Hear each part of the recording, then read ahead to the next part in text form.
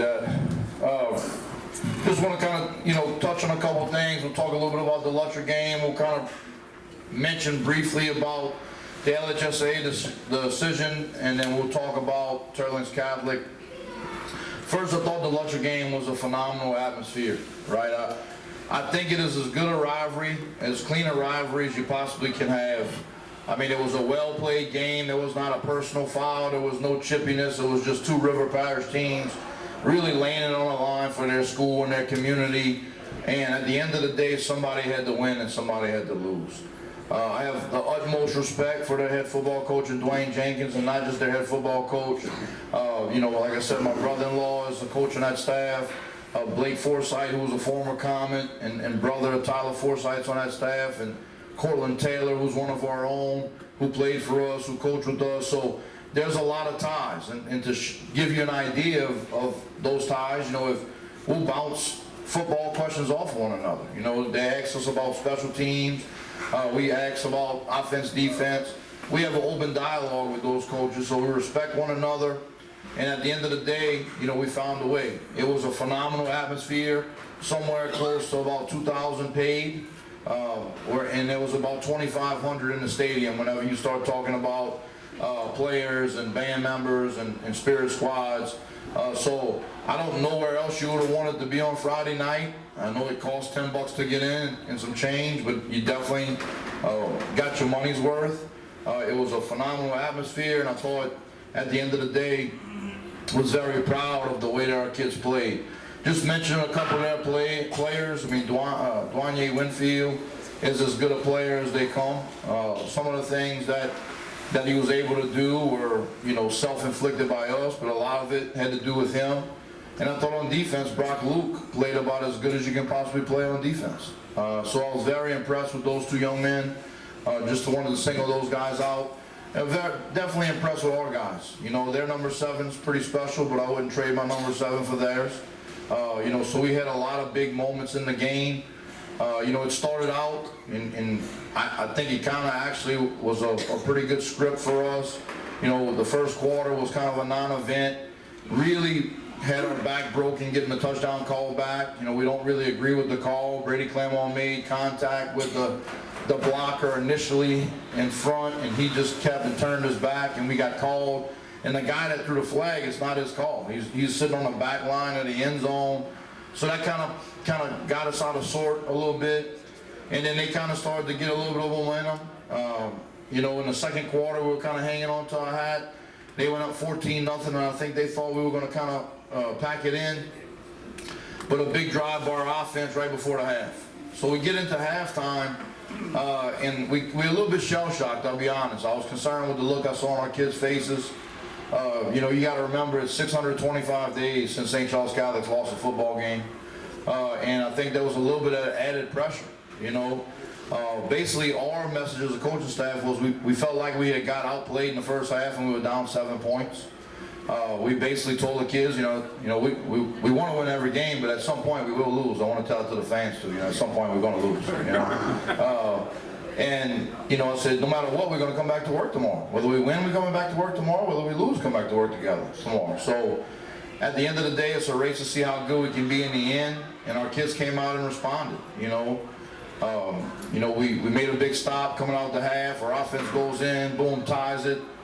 And now if you're a Lutcher fan or you're a Lutcher player, you're kind of on your heels. And then we make another stop, and our offense goes out, boom, and scores again, and now we're up 7.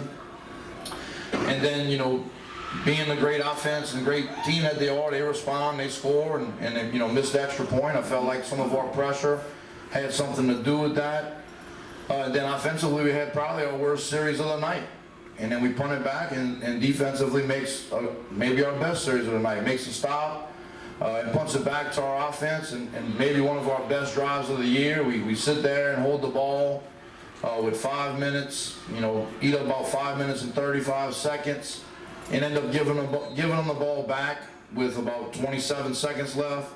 We make 2 mistakes to give them an opportunity. Devon makes a great run on a big 3rd down that if you just slides or falls down, we take a knee, we win the game. And then Aiden, we didn't want to score, right? And you say, well, why not? Because we only were going to go up 8, and we didn't want to give them the ball back.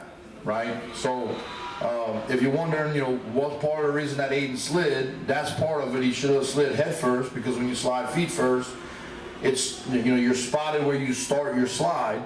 But at the end of the day, that was why. We were trying to eat up as much possible time as we possibly could and not get them back. I got to be honest with you. I told the staff what I was thinking about was, what trick were we going to try to pull on a 2-point play to go up 9? I didn't want to go up 8. I didn't want to give them the ball back up 8. So, but at the end of the day, we make a nice play. They try to do a Miami special, old hitch and pitch. We tackle them bounds. And it's kind of a Chinese fire drill. We get the call. We're in the call that we want to get. We missed the ball. Kid kind of catches it accidentally. Michael, believe it or not, was not in a great spot when the ball was caught. And that's probably part of the reason that he ran so fast, because he knew he was going to get it the next morning in film. But, just a phenomenal effort by him, getting the guy down about the 3 or 4 yard line. And I think it kind of reveals the character of what, our school's all about, of what our football program's all about. It wasn't perfect. It wasn't pretty. There's a lot of things that we can point to that went right or went wrong. We had a bunch of kids make a bunch of plays. We had a bunch of kids make a bunch of mistakes. But at the end of the day, we're a 2-0 football team. And I don't know what it is about Monday. I don't know if our team doesn't quite believe yet, or we believe so much that we think Monday should be off, but we didn't have a great Monday. We did have a good day today. Our kids, I think, know what's in front of them. I told you this, and I think you believe me. This is the toughest schedule in St. Charles Catholic history.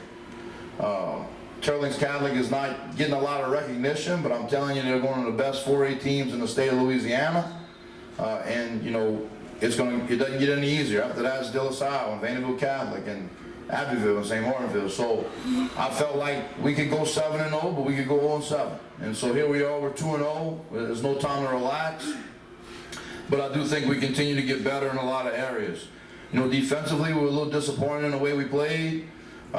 We made some plays. We weren't 100% healthy. Kyle Cannon's kind of out there on one leg. Played extremely well in the second half. Just found a way. And really, the game kind of went the way that we scripted it on Sunday. And what does that mean? It means we knew how good they were offensively. We knew our offense had to keep the ball away. At the end of the day, our offense gave them 9 possessions. Now, Lutcher usually gets 9 possessions in the first half. And so that's not the game they want to play. They want to score fast, and they either want to get the ball back fast with a 3-and-out, or they want to give up a touchdown and get the ball back. And so we did a nice job turning it into a meat grinder, turning it into a St. Charles Catholic kind of type of game. And I talked about this, in the quarterback club. We got it to the 4th quarter, and we found a way to win it. Our kids still believe in the way to win ugly. They're comfortable in tight games. They've been there before. And I think that is a trait that is, second to none. We did have a couple of guys that, gave out a couple of player of the game. Aiden Althamo was the offensive player of the game. And really, we could have gave it to a couple of guys. I thought Daniel Joseph made some big-time plays. Devon Sturgis continues to make some big-time plays. But Aiden Althamo carried the football 20 times for 74 yards and 1 touchdown. And he was 10 of 15 passing for 140 yards and 2 touchdowns. I do believe he's going to be one of the nominations for the Manning Award for the week. So when that comes out, we need to all vote for Aiden. Our blocker of the week was Brandon Craigle. He continues to be a mainstay for us and be one of our best blockers and really be a weapon for us. He's been somebody that we really lean on. Our defensive player of the week is Michael Holtar, not just because of the last play. He made a bunch of plays throughout the game, and to see the progress of what Michael has become as a football player is really special. Last year when the season started, we weren't sure he was good enough to play. And we started saying, hey, if Mike can't do it, who's going to be the guy? Who's going to be the guy? And all he did was make plays and continue to get better each and every week. And the kid's like Bugs Bunny. He plays linebacker, he plays nickelback, he plays safety. He blitzes off the edge. We might have to put him on offense, see if he can throw or something, I don't know. But he's been phenomenal for us, and he's a better kid than he is football player, and he's a hell of a football player. So that says a lot about him. Our special teams player of the week is Ethan Miliotto. Don't tell him he doesn't know any better. Tyler Miliotto, don't tell him he doesn't know any better. Like, we scored to make it 14-13, I'm thinking, this is a big point. I don't think he knows it's a big point, so let's not tell him. He just knocks it through, no big deal. And we talk about how much 1 point matters, and I mean, it comes down to 1 point. And he has been lights out. He's just had ice water in his veins, and we're very proud of what and he's just going to get better. We see improvement in him every single week, from a kickoff standpoint, from a field goal standpoint. So we expect big things from him. We did mention our kickoff team, which was much improved. We had some guys flying down there, taking on double teams, and obviously Braden Bertuzzi, because I mean, he's been, again, lights out from a punter standpoint. He really has been elite, and we hope that that continues. You know, talk a little bit about the LHSA deal. You know, I think our football program's at a point where whoever we play, we play. You know, for a long time, I think the teams and the coaches that cry about where they are, that's a trickle-down effect to their kids. I think our kids understand this is why we made the schedule the way we made it. No matter who we would see in the playoffs, I think we're ready. I'm very pleased with the decision to have a full bracket. I think it should matter to make the playoffs. I think it should be hard to make it to the state championship. We have probably 12 solid teams in our division, 10 maybe on an up and coming, and maybe 12 that are, you know, struggling teams. So it is a complete division. You heard some of the names in it, you know, just to name a few: Lake Charles College Prep, Episcopal, U High, Parkview Baptist, Notre Dame, Calvary, Dunham, us.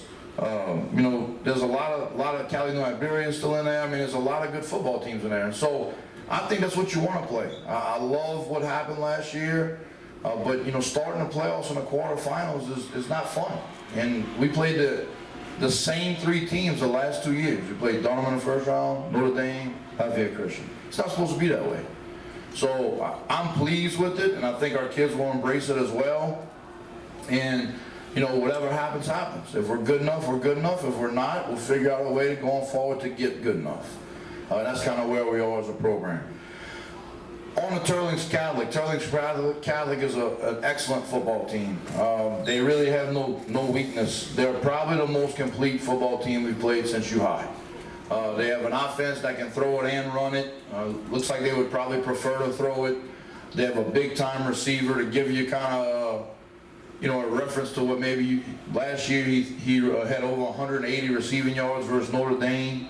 Notre Dame made him punt last year 1 time, and they have a strong history of defense. So at the end of the day, it's going to be a juggernaut offensively. Defensively, they do an excellent job. They play a lot of players. It's a real 4A school. It's a 9 through 12, almost 1,000 kid school. You're going to look out there, and there's not going to be anybody that doesn't look the part. So we're going to have to play an excellent game to have a chance. They're well coached, extremely well coached in every aspect. They're good on special teams. They haven't had to punt very much. They have not played a great schedule to this point, but they are a very good football team, and it's going to take a great effort for us to go out there and find a way to win. And I told it to our kids. I mean, Turlings is a good football team, and it's our job to prepare them for what they're going to see, but we expect to win. And I had to remind them today, it's been, like I just told you, it's been 625 days since we've had a loss in this program, and there's a reason for that. You got to go to work, you got to prepare yourself. It doesn't just happen. You don't just win because we expect to win, you got to prepare to win, and I think we had a much better day today and hope to do so.